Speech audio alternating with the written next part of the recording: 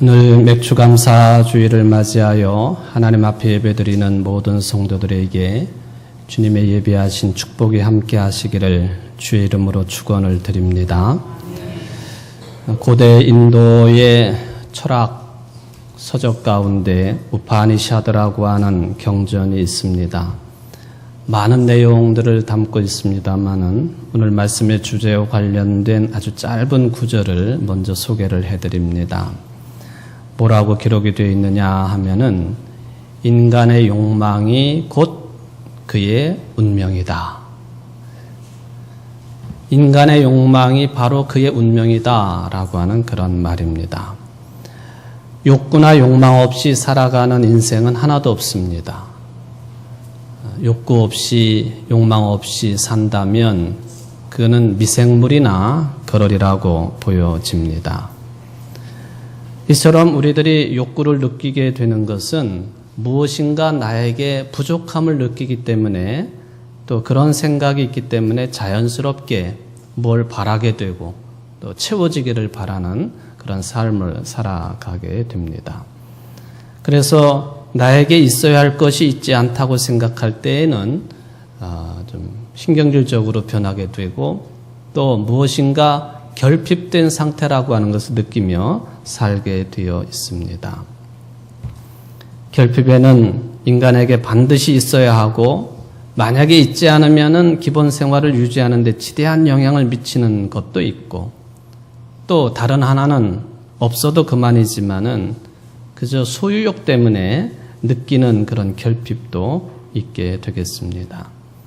이것을 우리나라 단어에서는 영어 단어도 구분을 해 놓았지만 첫 번째 것을 욕구라 그렇게 표현을 하고 있고 두 번째 내용은 욕망이라 그렇게 표현을 합니다. 욕구, 살아가는 데 있어서 절대적으로 필요한 것을 원할 때 욕구가 생긴다 그래야 됩니다. 영어로 need 그렇게 붙여 놓았더군요. 이거에 비해서 살아가는데 생존하는데 절대적으로 필요한 것은 아니지만은 또 그거에 대한 뭔가 결핍이 생겨서 원할 때 그것은 욕망이라 desire라고 하는 단어를 사용을 합니다. 그래서 첫 번째 이 욕구는 기본적이고 본질적인 것이고 욕망은 파생적이고 비본질적인 것이다. 그렇게 구분을 하고 있습니다. 그런데 욕구가 되었던 욕망이 되었던 이게 그 영역이 우리가 생각하는 것보다 훨씬 넓고 복잡하기 때문에 구분을 해서 사용한다고 하는 게 쉽지는 않습니다. 그런데 이 자연적이고 본질적인 그런 욕구를 이런 것이구나 하고 설명을 듣게 되면은 여러분들이 쉽게 받아들일 수가 있겠습니다. 여러분들이 생존해 나가는데 살아가는 데 있어서 아주 기본적이고 그리고 이런 욕구를 느끼지 않으면은 인간일 수 없는 그런 내용이 있습니다. 인간뿐만 아니라 동물들도 느끼고 있는 그런 내용이라고 보여집니다. 그 중에 하나가 먹는 것에 관한 문제입니다. 식욕을 느낀다 그렇게 표현하지요. 이 식욕은 내가 의식하지 않아도 먹을 것이 몸속으로 들어오지 아니하면은 자연스럽게 느껴지는 것입니다. 식욕이 없으면 그냥 죽는 것이죠. 때가 되면은 저절로 느껴집니다. 우리 한국 사람들은 배꼽시계가 말한다 그렇게 이야기를 하지요. 배꼽시계가 뭐예요? 배고픔을 느낀다는 거거든요. 배가 고픈 뱃속에서 무슨 소리가 나요? 꼬르륵 꼬르륵 우르릉 쾅쾅 별소리가 다 나지요. 좀 점잖은 자리에 가 있는데 이게 계속해서 뱃속에서 배고프다고 소리가 나면 그것처럼 또 민망한 적이 없어요. 괜히 그 소리를 안 들리게 하려고 큰 소리도 내보고 헛기침도 내고 하지만 이 배꼽시계는 참 주책 없이 계속해서 울려대는 경험을 누구나가 다 가지고 있겠습니다. 심지어는 어떤 사람은 자살을 하려고 작정을 하고 있는 사람이 있는데 때가 되니까 끼니 때가 되니까 배고프다고 그러면서 먹을 것을 찾았다라고 하는 그런 이야기가 있습니다. 죽을 사람이 먹을 것을 왜 찾습니까?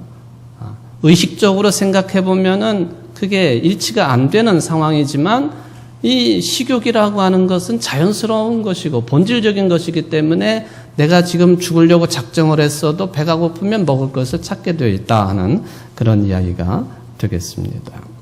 그런데 먹을 것을 잘 먹고 또 내 몸을 잘 보존한다고 해가지고 모든 욕구가 충족되는 것은 아닙니다.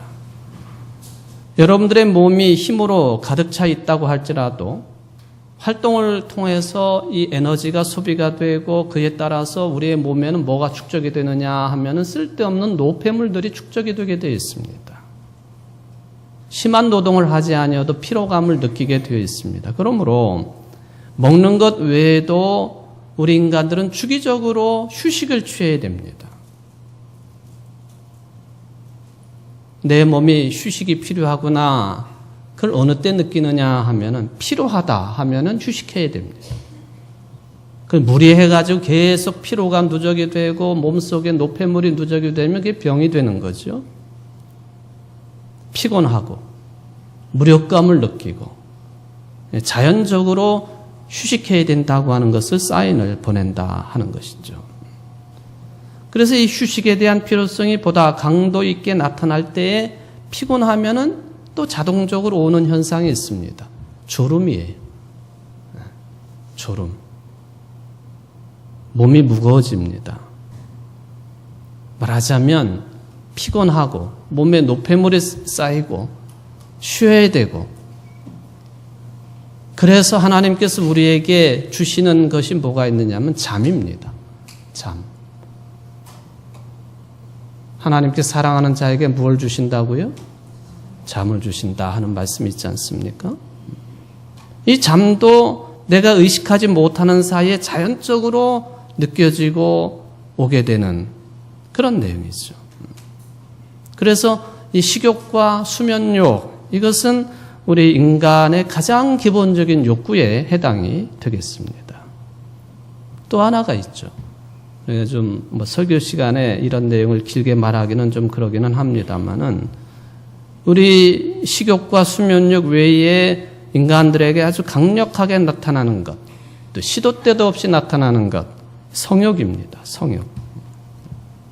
이것도 알게 모르게 이거는 종족 보존의 욕구와 깊이 관련 있는 내용으로 우리 인간들에게 나타납니다. 어떤 사람들은 이 욕구를 채움으로 쾌락만을 추구하는 사람들이 있습니다만은 또 그것이기 때문에 인간이라서 그걸 적극적으로 거부하는 금욕주의적인 삶을 살아가는 사람들도 있기도 합니다. 여러분, 아무리 좋은 것을 많이 먹고 그래 식욕을 채우고 그리고 잠을 충분히 자고 해도 우리 인간의 몸은 한계가 있기 때문에 늙고 쇠약해지고 결국에는 육체의 죽음을 맞이하게 됩니다. 육체의 죽음을 통해서 우리 인간들은 참 허무하다. 그리고 유한하다. 불안하다. 이런 감정들을 느끼게 되어 있습니다. 그래서 우리 인간들은 이 허무함, 불안함, 유한함, 육체의 죽음을 극복해 보려고 무던히 애를 씁니다. 그래서 나타나는 것이 뭐냐? 좀 영원히 살 수 없을까? 불멸의 존재로, 불사의 존재로 살 수는 없겠는가? 이것을 끊임없이 추구를 하죠. 중국의 진시 황제가 불로초를 찾아 사람들을 보냈다 하는 것도 그 일환이 되겠습니다. 죽음을 연기하고 싶은 대로 연기하고 싶고 급기야는 영원히 살고자 하는 이런 욕구를 충족시키려고 애를 쓰고 있습니다. 그런데 어떤 사람이 한번 태어나가지고 그 몸을 가지고 영원히 살 수 있습니까? 없잖아요. 어머니 배에서 태어나가지고 그 몸이 자라나고 늙고 병들고 그러다가 육체는 죽게 되어 있거든요. 이거를 막을 사람은 없습니다. 현실적으로 불가능한 이야기입니다. 그래서 우리에게 주어진 기본적인 성욕을 통해 가지고 이세를 생산하고 이세를 생산한다고 하는 것은 그저 단순한 문제가 아니라 나 자신이 영원히 살 수 없기 때문에 내 유전자를 닮은 후손이 태어나가지고 나를 대신해 살아가고 또 나를 대신해 살아가고 또 나를 대신해 살아가고 자식이, 증손이, 고손이, 후손들이 이게 종보존에 대한 욕구로 전환되어서 이렇게 나타나게 된다 하는 것이 우리 학계에서 이야기하고 있는 성욕과 관련된 그런 내용이라고 볼 수가 있겠습니다. 근데 요즘에 우리나라에는 싱크족이니 뭐니 해가지고는 아이를 낳지 않으려고 하는 젊은 부부들이 많이 있습니다. 새로운 가족 패러다임이 등장했다고 하는 것이죠. 이세를 원치 아니하는 젊은 부부들 여러 가지 이유가 있습니다. 아이들을 양육하기에 너무나도 사회 환경이 좋지 못하고 또 현실적으로 수입은 제한되어 있는데 아이들을 위한 지출은 엄청나게 늘어나는 이 세태, 무서운 세상에 아이들이 태어나 자라나는 거 겁내는 그런 젊은 부부들이 많아졌다 하는 것이죠. 어쨌든 식욕이나 수면욕이나 성욕이나 인간의 기본적인 욕구가 되겠습니다. 이건 변함없는 그런 욕구라고 하는 이야기가 되겠습니다. 제가 처음 내용으로 인도의 고대 철학 경전 우파니샤드에 나오는 말씀을 드렸죠. 인간의 욕망이 바로 그의 운명이다. 욕망을 욕구로 바꿔도 되겠습니다. 근데 욕구는 이렇게 의식하지 않아도 나타나게 되는 그런 채워야 되는 그런 그 내용들에 대한 표현이라고 한다면 이제부터는 다른 내용입니다. 욕망에 관한 내용이에요. 식욕이나 또는 성욕이나 또는 수면욕은 아니지만은 인간이기 때문에 추구하려고 그러고 얻으려고 그러고 쟁취하려고 하는 그런 분야가 분명히 있다는 거예요. 그게 바로 욕망입니다. 우파니샤드에서 인간의 욕망이 곧 그의 운명이다. 이런 말이 있습니다만은 저는 성경의 인물 가운데 이 인간의 욕망이 그의 운명이라고 하는 이 말에 아주 적합하고 꼭 들어맞는 한 인물을 찾으라 그러면 바로 오늘 본문의 주인공인 야곱입니다. 자신의 욕망대로 의지대로 자신의 운명을 만들어간 대표적인 사람이기 때문에 그렇습니다. 야곱을 생각할 때마다 좋게 말하면 그는 강한 집념의 사나이요, 나쁘게 말하면 세속에 대한 지나친 집착이 그의 생을 그렇게 만들어갔다. 그러기에 우파니샤드에 나오는 이 말이 성경의 내용은 아니지만은 우리에게 시사해주는 바가 크다고 보여집니다. 구약 성경에 보면은 유명한 족장들이 등장하지요. 첫 번째로 나타나는 족장이 야곱의 할아버지인 아브라함입니다. 그리고 야곱의 아버지 이삭도 족장입니다. 그리고 야곱의 아들 요셉도 족장 축에 들어갑니다. 근데 이 족장들이 나름대로의 특징을 가지고 있습니다. 그것도 하나님과의 관계성 속에서 또는 인간관계 속에서 어떠한 모습으로 특징 지어지느냐 하면은 아브라함은 순종의 사람입니다. 이삭은 겸손의 사람으로 등장합니다.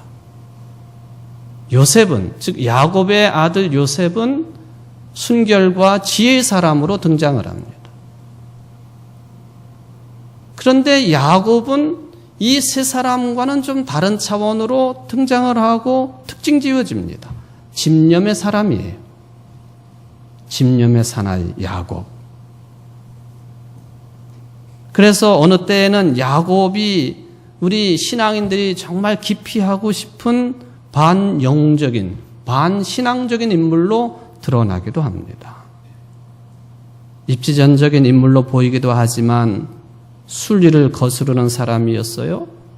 무질서한 집착과 불의의 인간으로도 비추어지기도 했습니다. 그 자신이 필요하다고 생각하면 언제든지 남을 속이고 거짓말을 밥 먹듯이 할 수 있었던 인물이 야곱입니다. 형 에서가 사냥을 마치고 배가 고픈 상태로 허겁지겁 집에 들어왔을 때에 그 배고픔을 이용해 가지고 가장 기본적인 욕구가 발동하고 있는 형 에서를 이용해 가지고 무엇을 빼앗습니까? 장자권을 빼앗았습니다. 그리고 장남만이 가지고 있는 축복권도 어머니 리브가와 합작을 해가지고는 아버지 이삭을 속여서 축복권도 빼앗아 갑니다.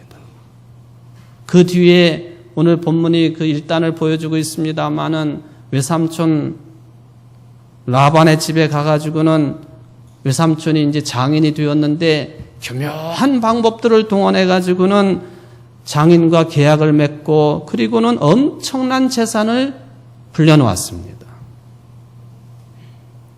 20년 만에 고향 땅으로 돌아올 때 자기를 죽일 듯이 달려들 것 같은 형 에서를 대면할 시간이 되자 끊임없이 속된 말로 말하면 머리를 굴려댑니다.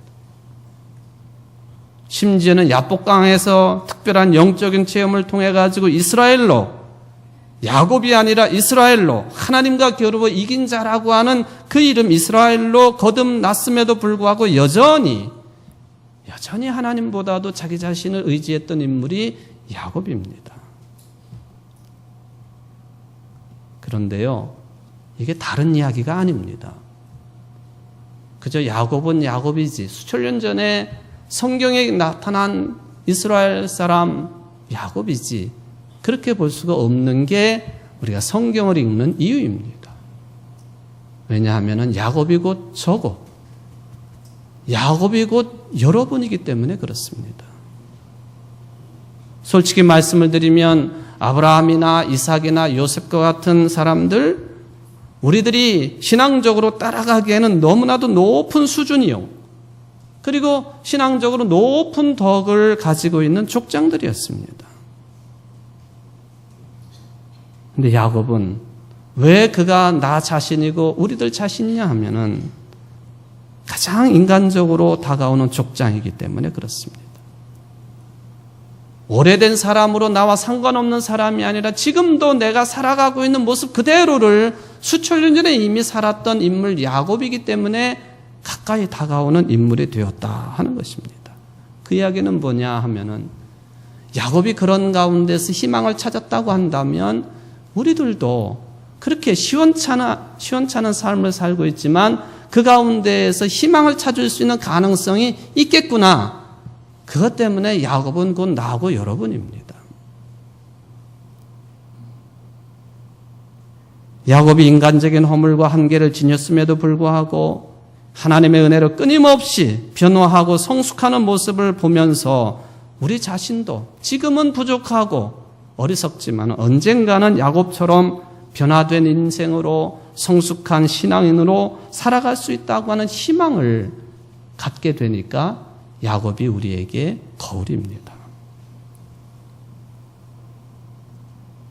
야곱의 아버지 이삭이 리브가와 결혼을 했는데 20년이 되도록 아이가 생기질 않습니다.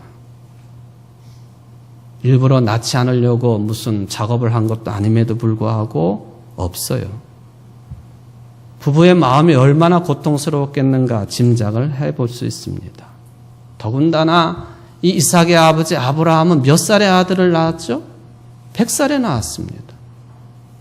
바로 아브라함이 100살에 낳은 아들이 이삭이에요. 그리고 이삭은 오늘 말씀의 주인공인 야곱의 아버지입니다. 이삭이 자기 아버지를 생각할 때 우리 아버지도 애를 못 낳아가지고 그렇게 고생을 하고 결국에는 부인의 여종 하갈 몸을 통해 가지고 이스마엘을 낳았지만은 그거는 하나님께서 인정하지 아니하는 자식이니 곧 그의 부인인 사라를 통해서 낳은 자식만이 하나님의 뜻을 이어갈 수 있는 자녀라 하니 중간에 낳았지만 소용없는 자식이었어요. 아버지를 생각해 보니까 아버지도 그랬는데 나도 결혼한 지 20년이 되었는데도 자식이 없다니 나도 100살이나 돼야 아들이 생길까? 이 걱정이 이삭에게는 있었다는 것이죠. 고대 이스라엘 사회에서는 남자보다도 여자가 더 큰 걱정입니다. 아이를 낳지 못하면 모든 책임을 여자에게 돌리기 때문에 그렇습니다. 사실이 아님에도 불구하고 그래서 칠거지약의 하나에 속해가지고 우리나라에서 쫓겨나기도 하지 않았습니까? 아이를 낳지 못하는 여자를 성녀라 그렇게 부르지만 그러면은 아이를 낳지 못하는 남자를 부르는 용어도 있어야 되는 것 아닙니까? 있어요? 없어요? 그런 말이? 없어요. 아이 낳지 못하는 여자가 성녀면 아이 낳지 못하는 남자는 뭐가 돼야 돼요? 성남이가 되지. 근데 그런 용어는 없다는 거예요. 그러다가 하나님의 은혜로 리브가가 20년 만에 아이를 잉태합니다. 그런데 문제는 리브가가 물론 여성이 임신을 하면 신체적으로는 매우 힘든 것입니다만은 너무 힘들어요. 너무 괴로워가지고 하나님 앞에 나가서 간구하고 간청하고 기도할 정도로 임신한 리브가의 상태가 너무 힘들고 무겁습니다. 왜 그런지 원인을 모르죠. 옛날에 무슨 지금처럼 초음파가 있었습니까? 그럼 찍어보면 쌍둥이기 때문에 더 힘들구나 그랬을 터인데 그게 아니잖아요. 그래서 하나님 앞에 나가서 울며 불며 기도할 뿐이에요. 근데 리브가가 왜 이렇게 힘들었느냐 하면은 쌍둥이 둘이서 너무 뱃속에서 싸워대요. 싸움도 이만저만한 싸움이 아니에요. 하도 리브가가 울고불고 하나님 앞에 간구를 하니까 하나님이 힌트를 주셨는데 네 뱃속에는 두 민족이 들어있다. 그랬습니다. 두 아이가 있다가 아니라 두 민족이 들어있다. 나중에 야곱과 에서가 두 민족의 우두머리가 되지 않습니까? 그래서 힘든 것이었는데 초음파 얘기가 나왔으니까 말이죠. 요즘에 결혼을 하고 아이를 가지면은 처음부터 그냥 뱃속의 아이들까지도 막 사진을 찍어대잖아요. 초음파로. 그래서 몇 개월 때 사진, 몇 개월 때 사진. 요즘 젊은 부부들은 한참 전부터 그랬습니다만은 그 아이를 가진 배를 갖다가 아무것도 입지도 않고 그냥 사진관에 가가지고 배를 쑥 내밀고 그냥 사진을 막 찍어대요. 시아버지한테 와가지고 아버지 제 사진이에요 그러면서 자기 배를 갖다가 그냥 날 배를 갖다 막 보여주고 그러잖아요. 물론 임신한 게 귀한 일이기 때문에 축하하고 그럴 일이죠. 세태가 달라서 만약에 제가 아들이 있어가지고 며느리가 그러면은 저는 어떻게 반응을 해볼까? 보지도 못하고 안 보지도 못하고 그냥 그랬을 것 같아요. 초음파를 통해 가지고 그렇게 보지요. 근데 영국에서 있었던 일입니다만은 어떤 부부가 임신을 해가지고 초음파를 찍었는데 20주 된 자기의 태아예요. 굉장히 놀랐습니다. 초음파 촬영 기사도 놀라고 부부도 놀랐어요. 왜냐하면은 이 뱃속에 있는 아이가 아주 특별한 포즈를 취하고 있었어요. 어떤 포즈였느냐 하면은 쫙 뱃속의 아이가 이렇게 하고 있어요. 이렇게 부모를 향해 촬영 기사를 향해. 여러분 그리스 같은 나라들은요 이게 손바닥을 보이면서 V자를 그리면은 상대방을 모욕하는 거래요. 근데 반대로 영향박 국가인 영국이나 호주나 이런 데는 손등을 보이면서 V를 그리면은 그게 상대방을 모욕하는 거랍니다. 근데 아마 이 아이는 이렇게 한 것 같아요. 근데 이렇게 하는 아이도 있지만 또 V자를 그린 아이가 있는데 이렇게 그린 아이도 있다고 그럽니다. 이거는 그 부모가 굉장히 좀 놀라고 또 당황스러워하는 그런 내용이 되기도 합니다. 근데 이렇게 V자를 그리고 그 아이가 어머니 뱃속에 있었는데 더 희한한 것은 이미 이제 첫 딸이 하나 있었는데요. 그레이스라고 하는 첫 딸인데 이 딸도 초음파를 촬영했을 때에도 아주 특별한 포즈를 취했다고 합니다. 그 딸도 엄지척. 그러니까 이 두 아이는 어머니 뱃속에 있을 때 엄지척도 하고 V척도 하고 이렇게 아주 특별한 그런 모습으로 태어난 아이들이다 하는 것이죠. 근데 초음파 중에서 쌍둥이 초음파 사진을 보게 되면은 마치 두 아이들이, 그것도 일란성 쌍둥이로서 포즈를 취하는데 권투 시합을 하는 것처럼 그렇게 포즈를 취하고 있는 사진도 있습니다. 아마 MRI나 초음파나 이런 걸 통해 가지고 쌍둥이 모습을 본 적이 있으신 분들은 이 야곱과 에서, 즉 리브가의 뱃속에서 싸우고 있는 이 두 쌍둥이에 대한 이야기 금방 이해할 수 있는 그런 내용입니다.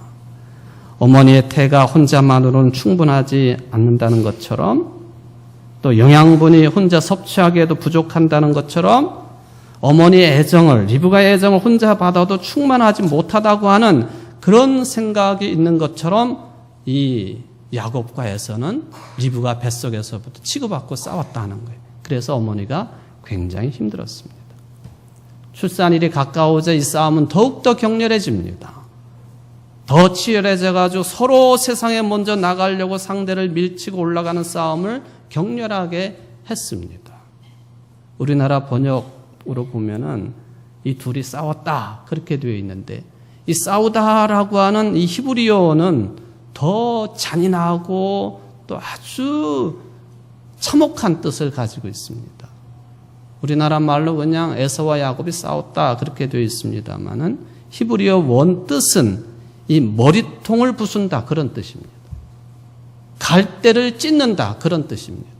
그러니까 야곱과 에서가 출산일이 가까웠을 때 둘이 싸우는데, 먼저 나가려고 싸우는데 상대방의 머리통을 쳐부수는 것처럼, 갈대를 찢어내는 것처럼, 즉 온몸을 찢어내는 것처럼 서로 심각하게 싸웠다는 거예요. 그리고는 에서가 형으로 먼저 태어납니다. 야곱이 싸우다가 힘이 붙이니까 아마도 에서 뒤를 따라 곧바로 태어나는데, 야곱이라고 하는 이름의 뜻이 가지고 있는 것처럼 형 에서가 나가는 그것을 정말로 못마땅해 생각하고는 형 에서의 발 뒤꿈치를 잡고 바로 태어납니다. 그래서 동생의 이름이 야곱이에요. 야코프, 발 뒤꿈치를 잡는다, 뭐 이런 의미를 가지고 있죠. 그래서 발 뒤꿈치를 잡는다라고 하는 야곱의 뜻이 뭐냐 하면은 뭐 사기꾼이라든지 남의 등을 쳐먹는 사람, 뒤통수를 치는 사람, 이 의미가 야곱이라고 하는 이름이 가지고 있는 뜻입니다. 나중에 하나님이 그것 가지고는 이게 이스라엘을 이룰 수 없으니까 이스라엘이라고 하는 이름으로 바꿔주시지 않습니까? 야곱은 이렇게 형 에서의 발꿈치를 움켜쥐고 태어난 사람입니다. 출생 때부터 그 모습이 보여주는 것처럼 야곱의 생은 한마디로 움켜쥐는 삶이었습니다. 경쟁 세계를 살아가면서 결코 남에게 뒤질 수 없다는 집념, 그게 어머니 뱃속에서 나올 때부터 비장한 몸짓을 표현하면서 나온 인물이 야곱입니다. 자라나면서 문제가 붙습니다.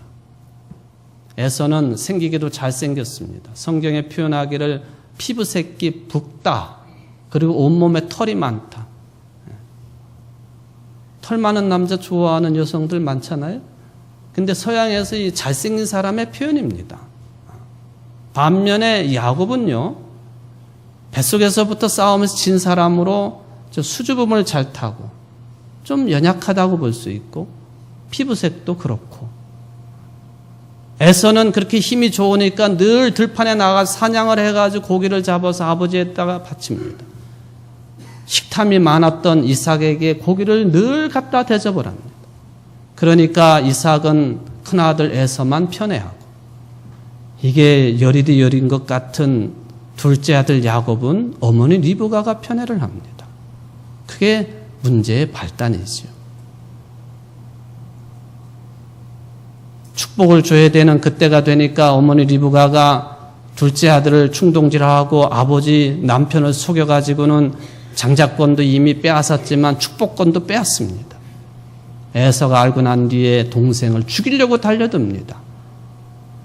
사랑하는 아들이 죽는 꼴을 볼 수가 없으니까 리브가가 둘째 아들 야곱을 도망을 시킵니다.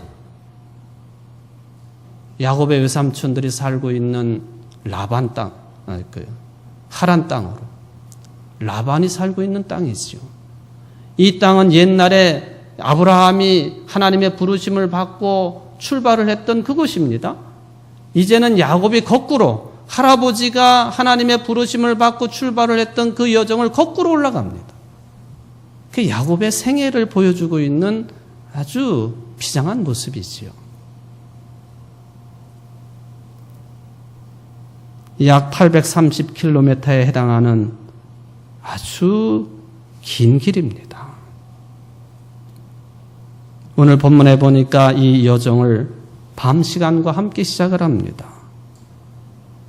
한 곳에 이르러 가지고 밤을 지나게 되었는데 들판이니까 돌을 하나 가져다가 베개를 삼고 누워 잠을 자다가 꿈을 꿉니다. 마을로 들어갔으면 좋겠지만은 형 에서가 야곱을 죽이려고 사람을 어디로 풀어놨는지 모르니까 사람 있는 데는 못 가는 거예요. 그 거친 광야 밤이 되면 너무나도 추운 들판에서 야곱이 돌베개를 삼고 잠을 자다가 꿈을 꿨습니다. 어머니에 대한 그리움, 외로움, 형을 속이고 아버지를 속인 죄책감, 그것보다도 더 무서운 것은 외삼촌 집으로 간다고는 가지만 제대로 가고 있는 것인지, 외삼촌에게 가서 무엇을 말해야 될까, 사실을 말하면 외삼촌이 나를 받아줄 것인지, 장자권에 대한 고유한 전통과 풍습이 있는 그 시절에 이놈의 자식 그게 무슨 짓이었느냐 하고 자기를 내쫓을 줄 모른다고 하는 두려움, 이게 복합적으로 야곱에게 엄습해 왔습니다. 그때에 야곱이 꿈을 꾸었습니다. 하나님의 천사들이 땅에서부터 하늘로 이어진 층계, 사닥다리로 번역이 되어 있습니다만 층계입니다. 날개 없는 천사들이 이 층계를 오르락내리락 하고 그 위에서 하나님이 말씀하시는 말씀을 꿈속에서 듣게 되었습니다. 야곱이 인생에서 처음으로 겪는 고통스러운 시간, 꿈을 통해서 하나님을 만났다는 것입니다. 성경의 기록에 보면 야곱이 일생 동안 7번이나 하나님을 직접 만난 것으로 되어 있습니다만 첫 번째 만남이 그런 상황 속에서의 만남이었습니다.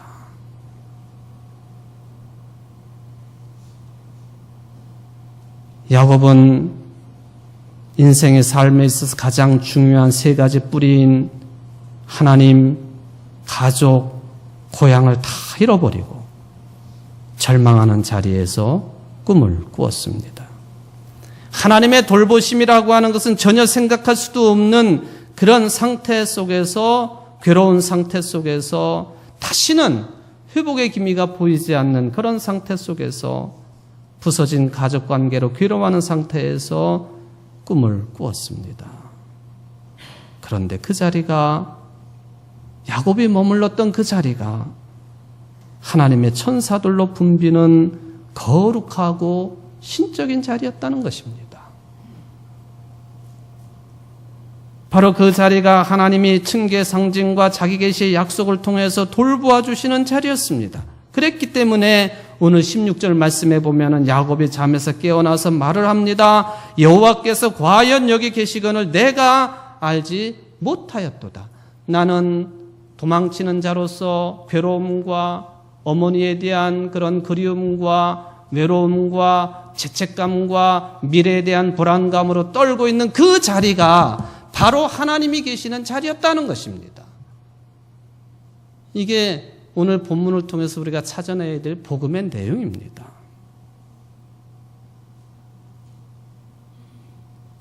여러분들이 처해 있는 삶의 자리도 마찬가지이지요. 수치스럽습니다. 부끄럽습니다. 비참합니다.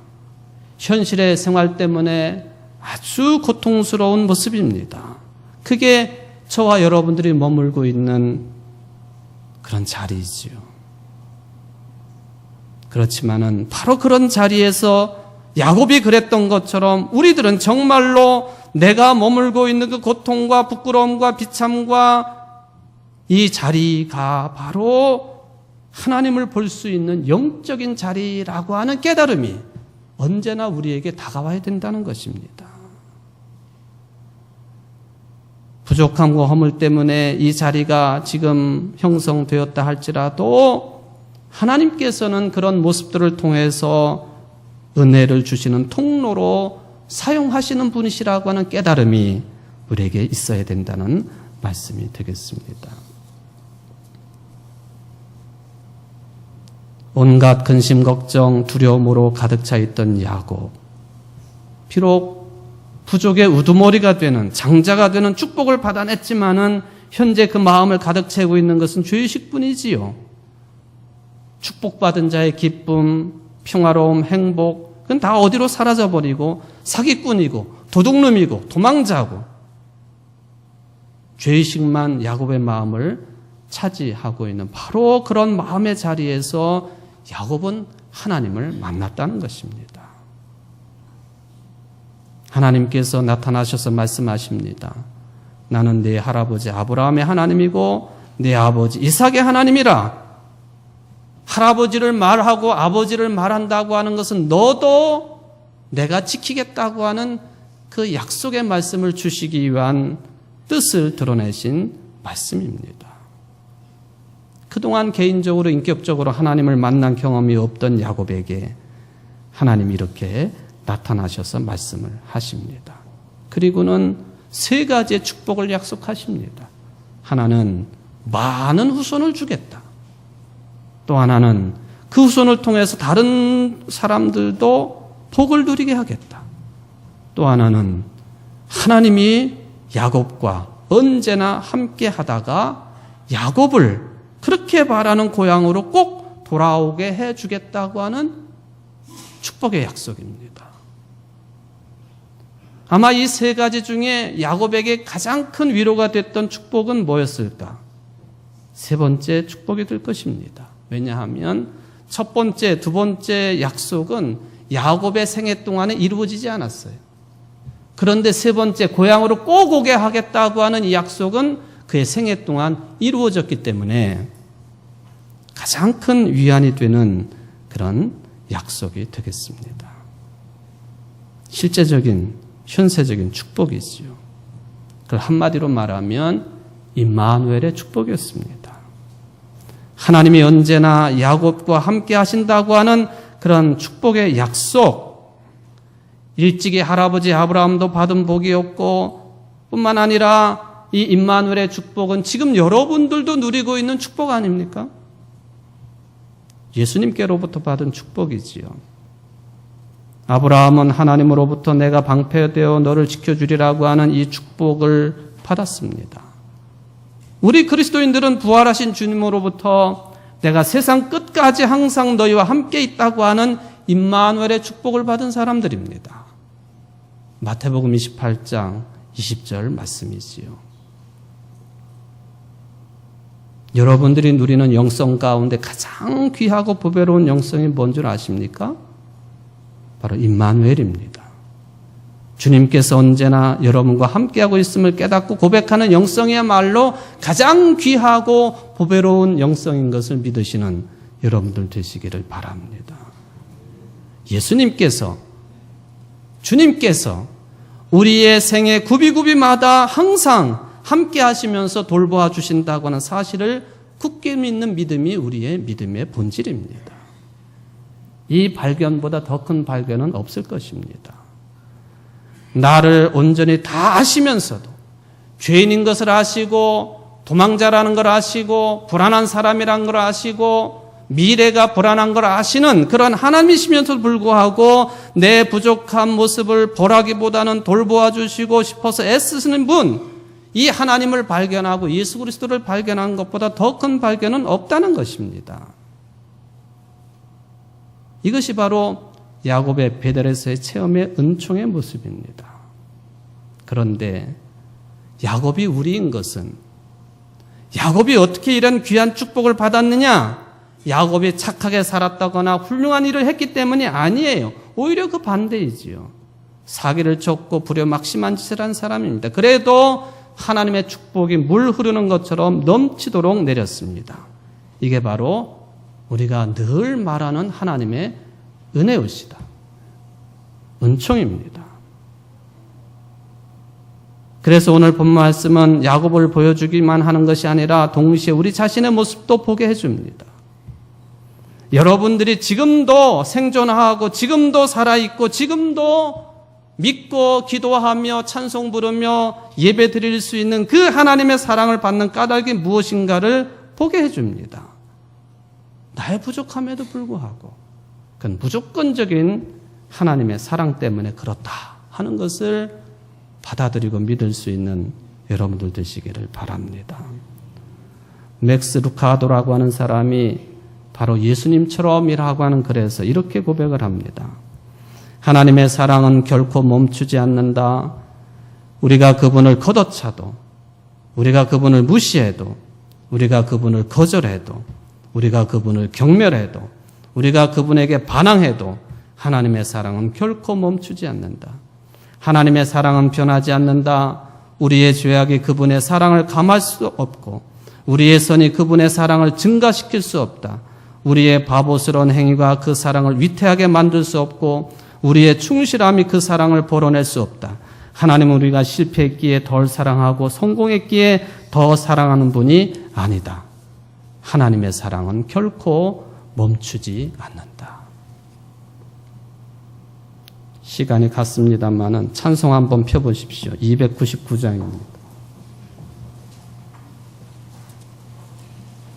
1절과 4절만 한번 같이 좀 불러보겠습니다.